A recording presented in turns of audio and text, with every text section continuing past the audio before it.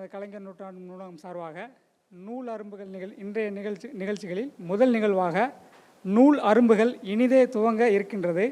முதலில் இந்த நிகழ்வில் பங்கு பெற வந்துள்ள குழந்தைகளுக்கு கைதட்டி உற்சாகப்படுத்தி வரவேற்போம்.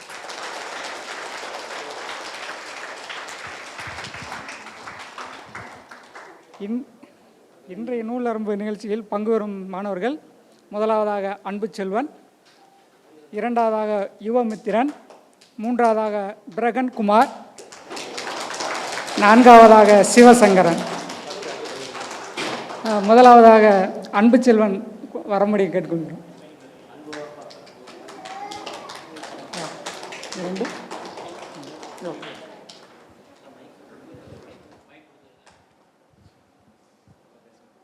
Good morning everyone. I am Anbu Chelvan.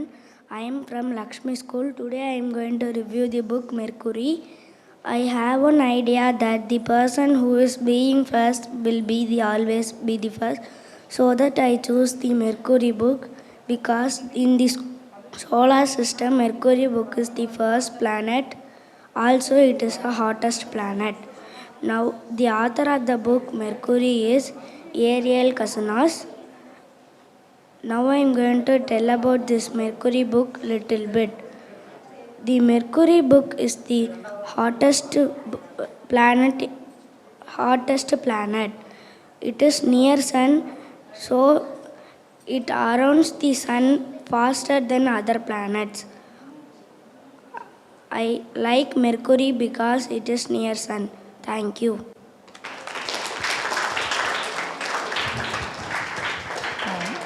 இரண்டாவதாக சாசு Vipin Kumar.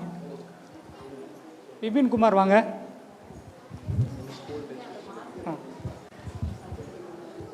Good morning to all. My name is S.S. Vivin Kumar. I am studying 3rd standard Fatima Matriculation Higher Secondary School. The book name is Golden Goose. There was a man having 3 sons. The oldest son going to cut a tree.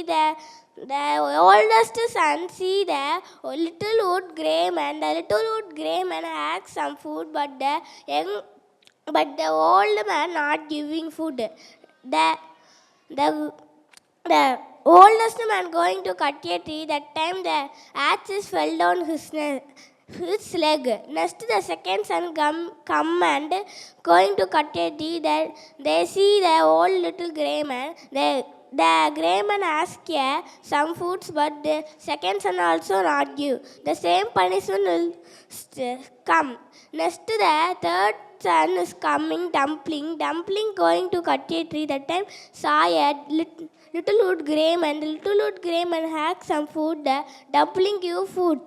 Next the dumpling, the old little grey man said, you going to cut a tree inside on some surprise head. The youngest dumpling going to cut a tree. Inside there was Golden Goose. Next the dumpling has 3 sisters. The youngest sisters touch the Golden Goose. They stuck in Golden Goose. Next the second sister coming and touching the Golden Goose. The second sister also stuck. The third sister also stuck. Next the dumpling went to a king's house. The king's house, the Golden Goose they give, and the king said, who eat the mountain of bread? Who eat the mountain of bread? That only I ate, but said the king. The dumpling asked to come the little wood grey man and eat the mountain. Next the mountain of bread. Next the dumpling come and ask a sip from the little wood grey man. Next the Golden Goose going in a step and going to a water. Thank you. மூன்றாவதாக யுவமித்திரன்.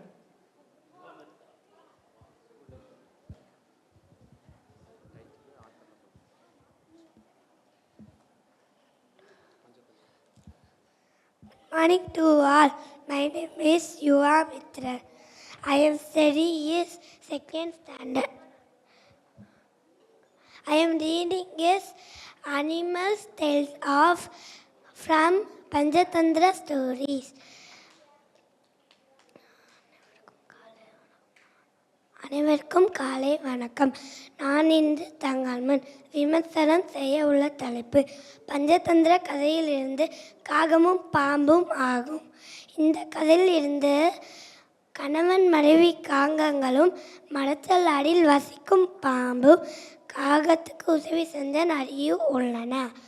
இந்த கதையில் சுருக்கம், காகங்கள் முட்டையை எப்போதும் சாப்பிடும் பாம்பை பழிவாங்க நரி உதவியால்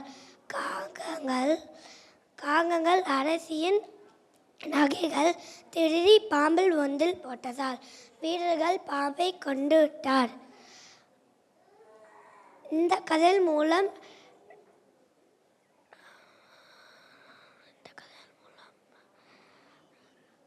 நாம் தெரிந்து கொள்வது, நரி காகத்துக்கு உதவி சென்றால் ஆபத்தில் உதவுபவன் நல்ல நண்பன். பாம்பை போல கெட்டது செஞ்சால் நமக்கும் கெட்டதே நடக்கும். நன்றி.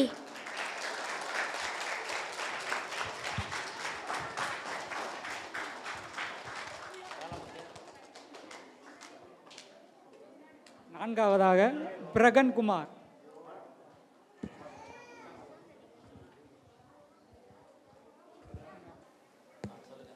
அனைவருக்கும் இனிய காலை வணக்கம். என் பெயர் ஷா பிரகன்குமார்.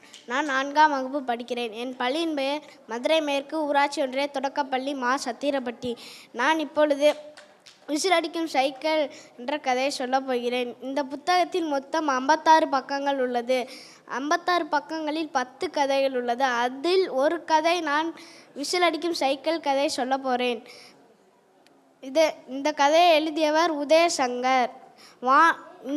இந்த கதை வானம் பதிப்பகத்திலிருந்து வெளியிடப்பட்டது. சைக்கிளுக்கு பெருமையாக இருந்தது.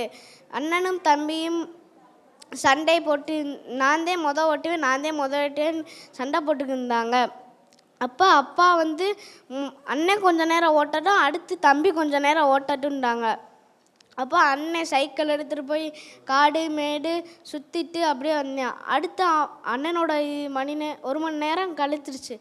அடுத்து தம்பிகிட்ட கொடுத்து தம்பியெல்லாம் ஊரை தெருவாக சுற்றி வந்துட்டு அண்ணன்கிட்ட கொடுத்து 2 பேரும் மைதானத்துக்கு போய் விளாடுஇருந்தாங்க. அப்போ சைக்கிளை ஓரமாக நிறுத்திட்டு போனோடனே இருட்ட ஆரம்பிச்சிருச்சு. சைக்கிள் வந்து நம்மளை யாராவது எடுத்துகிட்டு போவாங்க அப்படின்னு நின்றுக்கிட்டே இருந்துச்சு. அப்போ சைக்கிளுக்கு கொஞ்சம் பயம் வந்துருச்சு, நம்மளை யாருமே எடுக்கலையே அப்படின்ட்டு. அப்போ லேசாக நம்ம விசில் அடித்து பார்ப்போமேன்ட்டு விசில் அடித்து பார்த்துச்சு. அப்படியே கொஞ்சமாக பயம் குறைஞ்சி அப்படியே விசில் அடிச்சுக்கிட்டே பயத்தை மறைச்சிக்கிட்டு அப்படியே வீட்டுக்கே போயிடுச்சு. இதுலேருந்து நம்ம என்ன கற்றுக்குறோம்னா, நம்மளுக்கு பயமாக இருக்கப்ப விசில் அடித்தோம்னா நம்மளுக்கு பயம் குறைஞ்சிடும். தேங்க்யூ.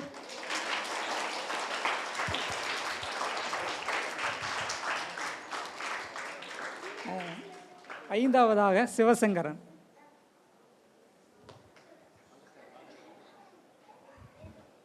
அனைவருக்கும் எனது காலை வணக்கங்கள். இங்கு நான் கூற வந்திருக்கும் புத்தகத்தின் பெயர் விகடகவி தெனாலிராமனின் கதைகள். நான் 6ஆம் வகுப்பு தேனோபிளின் மேல்நிலை பள்ளியில் படிக்கிறேன். இப்புத்தகத்தில் தெனாலிராமன் காளி தேவியிடம் பெற்ற வரத்தால் விஜயநகர பேரரசின் கிருஷ்ணதேவராயரின் மன்னரின் அரசவையில் விகடகவியாக பணிபுரிந்தார். இப்புத்தகத்தில் 32 பக்கம் இருக்கிறது.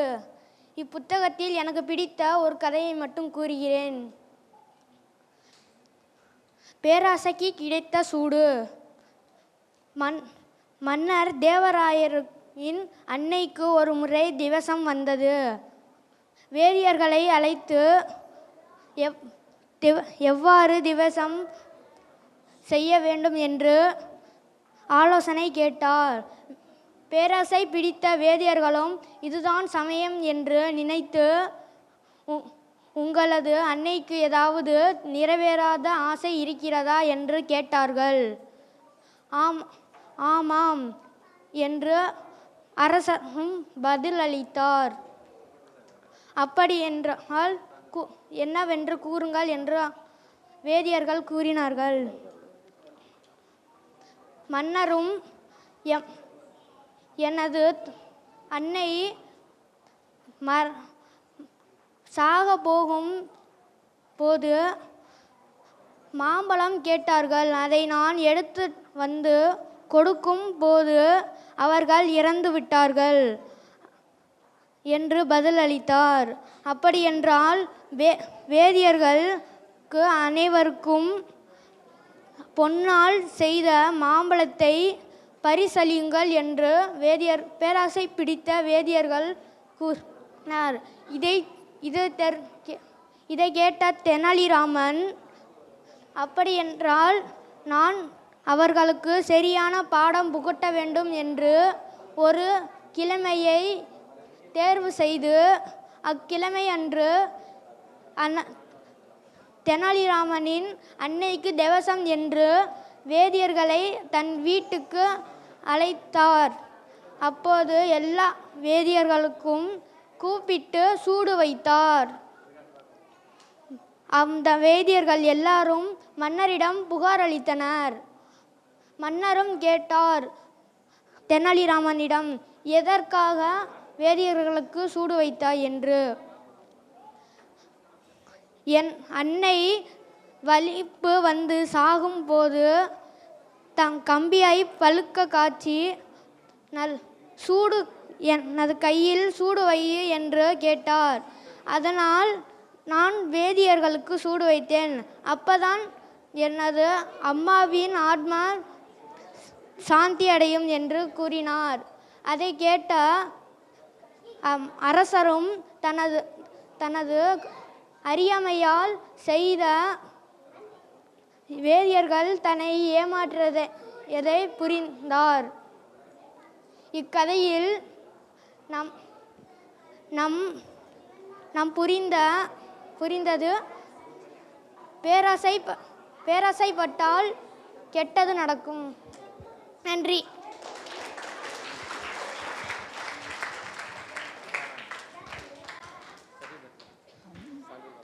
அடுத்ததாக நமது நூலரும்புகள் பங்கு பெற்ற குழந்தைகளுக்கு சான்றிதழ் வழங்குமாறு முதன்மை நூலகர் ஐயா அவர்களை அழைக்கின்றோம்.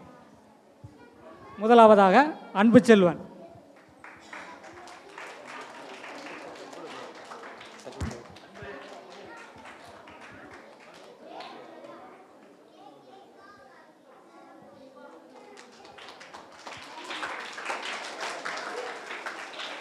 இரண்டாவதாக விபின் குமார்.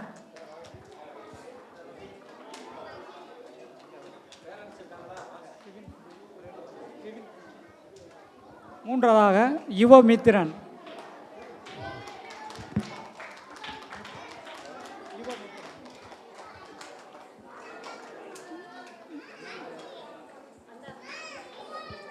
நான்காவதாக பிரகன்குமார்.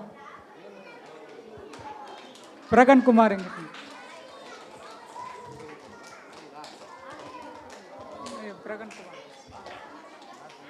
ஐந்தாவதாக சிவசங்கரன்.